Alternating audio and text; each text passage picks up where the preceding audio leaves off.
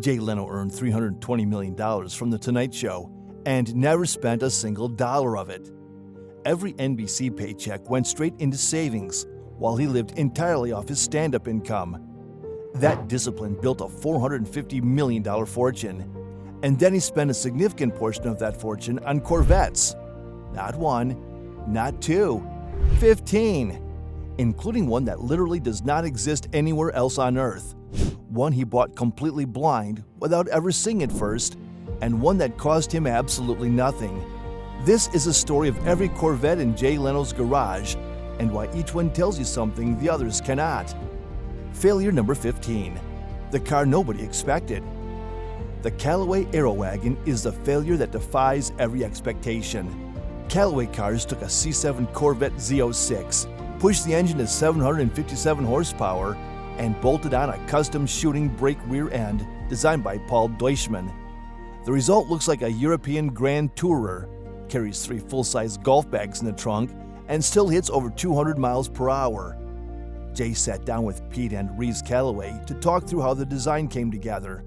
Reeves said they studied every shooting brake conversion in automotive history, and the C7's proportions turned out to be a natural fit.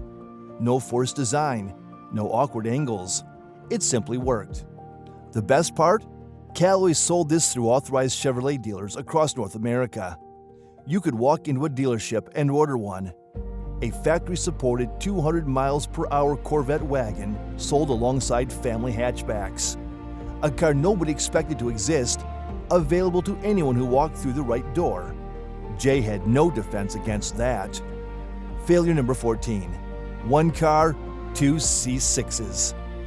Jay keeps multiple C6 Corvettes and keeps returning to the same point every time he features one on his show. American sports cars deliver performance that costs 3 to 4 times more than when you buy the European equivalent. The LS engine is bulletproof. Jay drives C6 models on normal Tuesday afternoons. Not filming days, not show days, just errands. A man with a $20 million McLaren choosing a C6 for an afternoon run tells you more about what this car actually delivers than any professional review ever could. Some failures are not about obsession. Some failures are just practical. Failure number 13. The president drove it over himself. The 2025 ZR1 is a failure that arrived by presidential delivery. GM President Mark Roos drove a pre-production ZR1 straight to Jay's garage for the world's first public drive. Twin turbocharged flat-plane 5.5-liter LT7 V8, 1,064 horsepower, 828 pound-feet of torque, 0 to 60 in 2.3 seconds. Top speed of 233 miles per hour. The most powerful V8 ever built by an American automaker, producing more power than Jay's own McLaren P1. Jay said it felt tight and controlled, without destroying his back the way most supercars do. A man who drives Ferraris, McLarens, and Porsches every week said this car made him proud to be an American. When the president of General Motors drives the most powerful Corvette ever built to your door personally, resistance is not a concept that applies. Failure number 12. Performance first. The 2027 E-Ray arrived as the first hybrid Corvette in history, and Chief Engineer Taj Jukter told Jay something that surprised everyone watching. The hybrid system had nothing to do with GM's push to go electric. Engineers built it purely to make the car faster, creating all-wheel drive for a mid-engine package. Performance first, green marketing second. The E-Ray broke all of GM's internal passing records during testing and beat the Z06 off the line thanks to instant electric torque. A hybrid that out-launches the dedicated track monster. Jay had no choice. Failure number 11. The last naturally aspirated V8. The 2023 Z06 arrived before any member of the public had touched one, with lead engineer Aaron Link riding shotgun. The 5.5-liter LT6 flat-plane crank V8 wound to 8,600 RPM and produced 670 horsepower with 0 turbochargers and 0 superchargers. Carbon fiber wheels that cost $20,000 per corner on Ferraris came standard from the factory on this car. Then Link mentioned something quietly during filming. This could be the last naturally aspirated V8 Corvette ever built. The industry is shifting, and what Chevrolet squeezed out of this engine may never happen again. When an engineer tells you something might be the last of its kind, buying it stops being a choice and becomes an obligation. Failure number 10. The engine moved. For 67 years, every Corvette put the engine in front of the driver. In 2020, Chevrolet finally moved it behind the cockpit, and Jay could not ignore what that meant. He received a Rapid Blue C8 Stingray with a 6.2-liter LT2 making 495 horsepower through an 8-speed dual-clutch gearbox, and he spotted something most reviewers missed entirely. Because the engine sits behind the cockpit, taller drivers fit comfortably for the first time in Corvette history. He also noticed that the vertical center console reminded him of his 1963 split window, where the radio sat the same way. Two cars separated by 57 years, sharing a design instinct nobody planned. The biggest gamble in Corvette history produced a car Jay simply had to own. Failure number 9. They gave him number 1. The 2009 ZR1 is the failure that comes with a serial number that can never be repeated. When GM finished building the most powerful Corvette in their history, at that point, they gave serial number 0001 to Jay Leno. The very first ZR1 to roll off the Bowling Green production line went straight to his garage. The supercharged 6.2-liter LS9 produced 638 horsepower.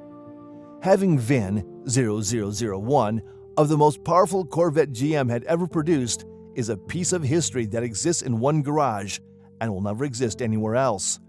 When the manufacturer hands you the very first one ever built, you do not say no.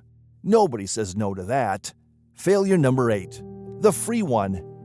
The 1999 C5 Corvette is the failure that cost Jay absolutely nothing and still produced one of his favorite cars. The Indianapolis 500 asked him to drive the pace car. He agreed to do it for free. When organizers asked how they could thank him, Jay told them he liked to get paid in product. Race organizers handed him the keys to a navy blue metallic C5 coupe with about 2,500 miles on it from demo duty, and he has kept it for over 20 years. Jay called the C5 the greatest performance bargain you could buy, pointing out that it matched or beat Aston Martins and Ferraris of the same period. A man with hundreds of millions of dollars considers a free base model Corvette one of his favorite cars. When someone hands you a car for free, refusing it would be a different kind of failure entirely. Failure number 7. The car that sat dead for 2 years. The 2002 Z06 Tiger Shark is the only completed example on Earth. It started as a standard Z06 and went through a full wide-body transformation by Techstar. Jay blew the original engine and replaced it with a 7.0-liter LS7 making 505 horsepower. Then a grounding issue killed the car completely, and it sat dead in his garage for 2 full years, stumping mechanic after mechanic. When his crew finally tracked down the bad connection, the car came back to life. This was supposed to be a production model. Techstar designed it, GM showed interest, and the plan was to sell the body kit to Z06 owners nationwide. That never happened. The project died, and the only completed car ended up with a comedian in Burbank who refused to let it rot. When you own the only one on Earth, quitting is not an option. Failure number 6. The car that should have existed. In 1963, Chevrolet built exactly 5 Grand Sports as weapons against the Shelby Cobra on the racetrack. Then GM's corporate leadership killed the entire program because of a company-wide ban on factory competition. 5 cars escaped. The originals now sell for 8 figures. Jay could not buy an original, so he bought the next best thing, a super performance recreation built to the exact specifications of the original by the same company that produces authorized Shelby Cobra and Ford GT40 replicas. The same materials, the same dimensions, the same performance targets. The Grand Sport was a car designed to do one thing: beat Carroll Shelby. And Jay wanted to know exactly what that felt like. Another failure of willpower he never seriously tried to resist. Failure number 5. He never even looked at it.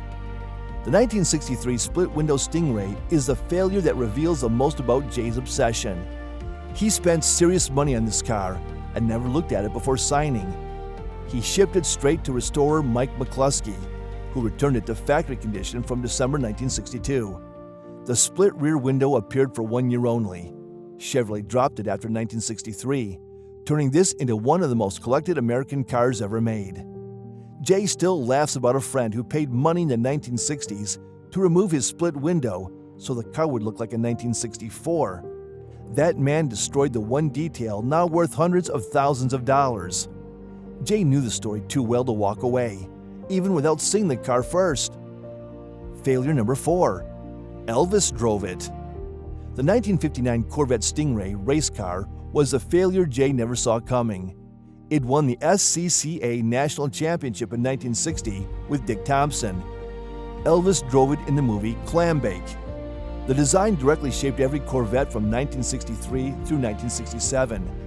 When Jay climbed inside, he had to pull the steering wheel off just to squeeze it.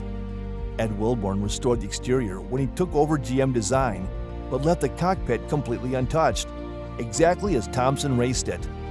The scuffs, the wear, and the marks from a championship driver are all still visible decades later. Jay had to have a piece of that history. Another failure. Failure number 3. The chairman's personal car. The 1958 Corvette gave Jay his most unusual excuse yet. GM chairman Dan Ackerson personally owned this regal turquoise model with sculpted sides and a quad headlight layout. Jay featured it on his show, alongside Ed Welburn, GM's vice president of design. What makes this failure different from every other is what happened after filming. Ackerson auctioned it at Barrett-Jackson to raise money for Habitat for Humanity in Detroit. A car that went from the GM chairman's personal garage to a nationally televised charity auction is not something you find twice. Jay did not stand a chance. Failure number 2. The car dealers could not move. The 1954 should have been easier to resist.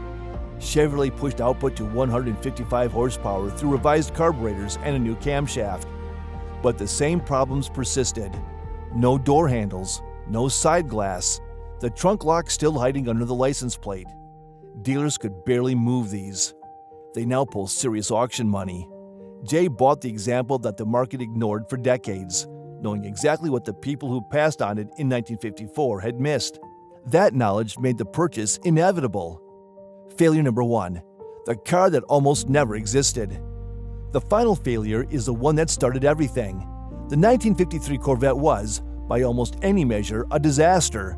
Chevrolet made only 300 cars at their Flint, Michigan plant. No exterior door handles, no roll-up windows, no side mirrors, an inline 6 from 1929 making just 150 horsepower. Dealers had no idea how to sell it. GM came dangerously close to canceling the entire Corvette program in year 1. Jay bought one anyway, because it represents the moment American sports car history almost died before it started. Everything that followed, the Stingray, the Grand Sport, the ZR1, the 1,064 horsepower monster that the president of General Motors personally delivered to his garage, all of it traces back to 300 hand-built cars that nearly ended the whole story before anyone knew the story had begun. The story was too important to leave in someone else's garage. It always is. That is how you end up with 15. The man who never stopped failing. 15 cars, 7 decades. 150 horsepower, and no door handles in 1953 to 1,064 horsepower and a world-first drive from the president of General Motors in 2025. Jay Leno banked $320 million without spending a cent of it. He built a fortune on iron discipline and a 2-income rule he has followed since he was a teenager working at a car dealership in Massachusetts. And then, 15 times over 7 decades, a Corvette showed up with a story so good that the discipline simply did not apply. He never stood a chance. Neither would you.